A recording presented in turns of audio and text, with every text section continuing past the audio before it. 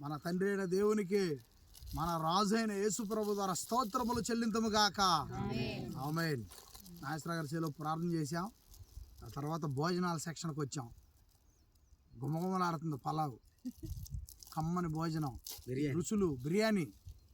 ఈ రుచులు ఏంటండి? దేవుడిచ్చిన రుచులండి.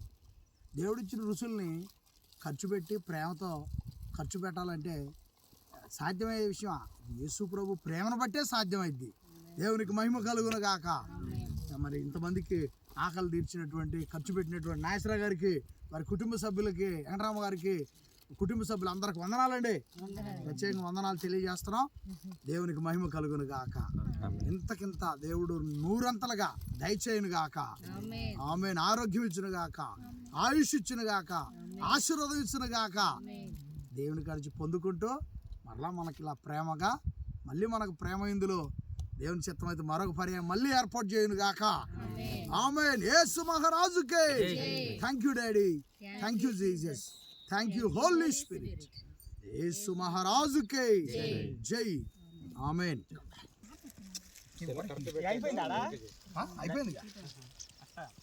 ఇబ్బంది ఏంటి?